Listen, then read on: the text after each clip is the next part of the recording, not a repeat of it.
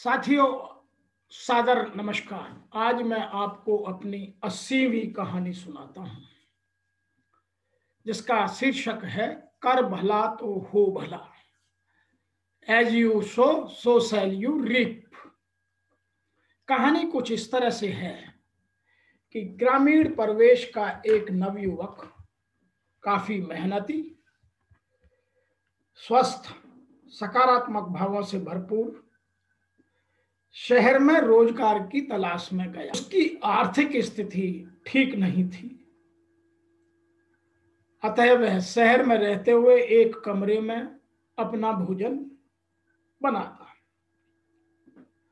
भोजन बनाते वक्त वह अपने लिए 4 रोटियां बनाता और बनाकर जब वह नहाने के लिए चला जाता तो लौटकर 1 रोटी कम पाता। वह 4 बनाता और 3 रह जाती। यह क्रम कई दिनों तक चलता रहा। तो उसने एक दिन सोचा कि मैं इस बात का पता लगा कर रहूंगा। अतः वह रोटी बनाकर नहाने नहीं गया, प्रतीक्षा करने लगा। कुछ समय बाद वहां एक चूहा आया और उसने 1 रोटी लेकर जाने लगा। तो उस लड़के ने उस चूहे को पकड़ लिया और पूछा कि मैं बड़ी मेहनत से इतना ही कमा कर लाता हूं कि 4 रोटी बना सकूं और अपने स्वास्थ्य को ठीक रख सकूं। तुम मेरी 1 रोटी क्यों चुराते हो और मैं भूखा रह जाता हूं? मैं तो पहले से ही बहुत परेशान हूं, तुम मुझे और क्यों परेशान कर रहे हो? और उससे बोला, मैं तो अपने भाग्य की रोटी खा रहा हूं और तुम अपने भाग्य की खाते हो। इसमें कुछ गलत नहीं है। जहां तक तुम्हारी परेशानी का प्रश्न है, इसका उत्तर तो तुम्हें एक महान संत जो हिमालय में तपस्या कर रहे हैं वह दे सकते हैं, और वही तुम्हारी समस्याओं का समाधान तुम्हें बता सकते हैं। अतः तुम उनसे जाकर के मिलो। तो लड़का पैदल ही उस संत से मिलने के लिए चल दिया। रास्ते में वह रात्रि में एक गांव में आराम करने के लिए और सोने के लिए रुका। जब वह सुबह चलने लगा तो उस घर की मालकिन ने उससे पूछा कि तुम कहां जा रहे हो? तो उस लड़के ने अपनी सारी बात उसको बताई और कहा, मैं उसके साधु के पास अपने प्रश्नों का उत्तर की खोज में जा रहा हूं। तो उस भद्र महिला ने कहा कि मेरी एक 20 वर्ष की जवान बेटी है जो बोल नहीं पाती है, और ना बोलने के कारण ही उसकी शादी भी नहीं हो पा रही है। तो जब आप जाओ तो मेरा प्रश्न भी उससे पूछ लेना। वह वहां से चल दिया। आगे जब वह और हिमालय में पहुंचा तो उसने ऊंचे ऊंचे पहाड़ देखे। तो उसको बड़ी कठिनाई हुई पहाड़ पर चढ़ने पर। तो उसने पहाड़ के ऊपर बैठे एक जादूगर को देखा और उससे कहा कि तुम मुझे पहाड़ पार करा दो। तो उसने अपनी छड़ी घुमाई और उसको पहाड़ पर ऊपर बुला लिया और उससे पूछा, तुम कहां जा रहे हो?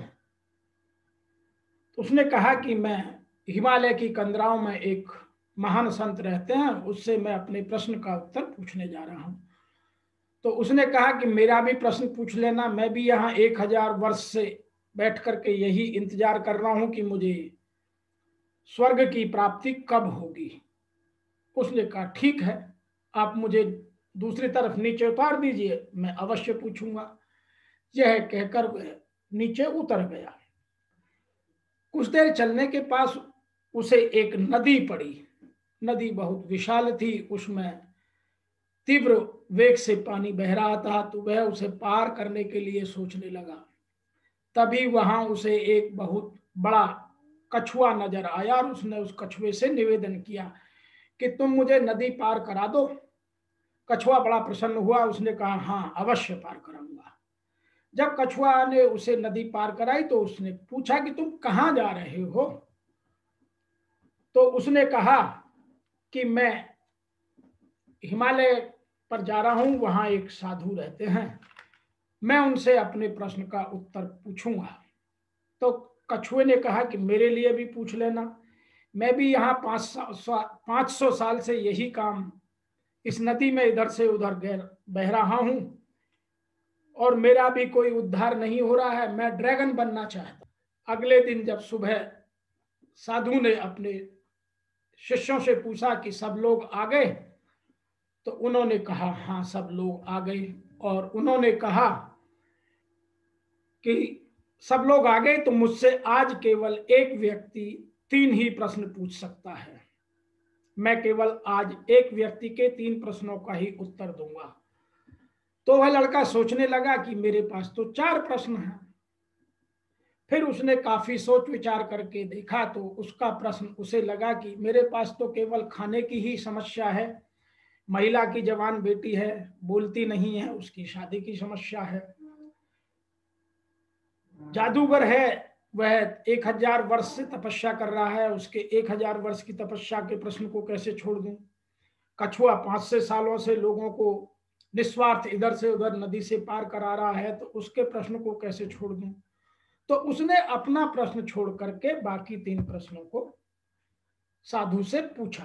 तो साधु ने कहा कि इन प्रश्नों का उत्तर बहुत आसान है, कछुए से कहना कि वह अपना कवच उतार दे और जादूगर से कहना कि वह अपनी छड़ी छोड़ दे तो स्वर्ग की प्राप्ति हो जाएगी, और उस महिला से कहना कि वह अपनी बेटी की शादी कर दे तो वह बोलने लग जाएगी। वह खुशी खुशी वापस आया तो फिर उसे वही कछुआ मिला। तो उसने कछुए को कहा कि तुम यह अपना कवच उतार दो। तो कछुए ने उसे नदी से पार किया और अपना जैसे ही कवच उतारा तो उसमें से मोती निकल पड़े। तो उसने कहा कि यह तुमने मेरा उद्धार किया है तो मोती तुम ले जाओ। इस तरह वो मोती पाकर वह लड़का धनवान बन गया और काफी सारा धन लेकर जब आगे जा रहा था तो फिर उसे वही जादूगर मिला। तो उसने जादूगर से कहा कि मैंने आपका प्रश्न का उत्तर पा लिया है। तो जादूगर ने छड़ी से उसे अपने पास बुलाया और दूसरी तरफ पार कर दिया। तो उसने उसे बताया कि संत ने कहा है कि आप छड़ी छोड़ दोगे तो आपको स्वर्ग की प्राप्ति हो जाएगी। तो उसने छड़ी तुरंत ही उस लड़के को दे दी और स्वयं स्वर्ग को चला गया। तो इस तरह से उसमें बहुत सारी जादुई और चमत्कारी शक्तियों का प्रवेश हो गया। वह लौटते लौटते वापस उसी गांव में पहुंचा जहां वह वृद्ध महिला रहती थी।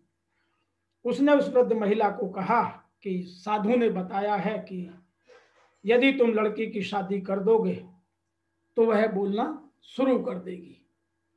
उसने कहा तो मेरी लड़की से कौन शादी करेगा, और तुमसे अच्छा मुझे कहां कोई लड़का मिलेगा जो अपने इतने विचारों का पक्का है, अपने दृढ़ निश्चय के साथ हिमालय तक गया और वापस आया है।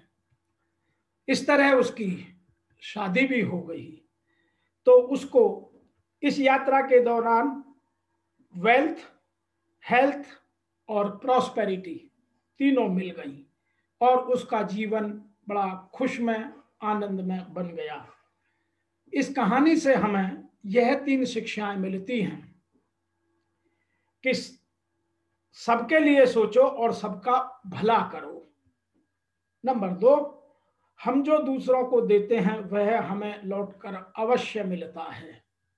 नंबर 3, सभी के साथ अच्छा व्यवहार करना ही और मेहनत करके धन कमाना ही जीवन का मूल सार है। अतः मैं अपने सभी दोस्तों से यह निवेदन करता हूं कि आप अपने सभी मित्रों के साथ, अपने सभी समुदाय वासियों के साथ, अपने सभी घर वालों के साथ सदैव अच्छा सोचें और अच्छा व्यवहार करें तो भगवान आपके साथ अवश्य अच्छा व्यवहार करेगा। आज की इस कहानी में इतना ही।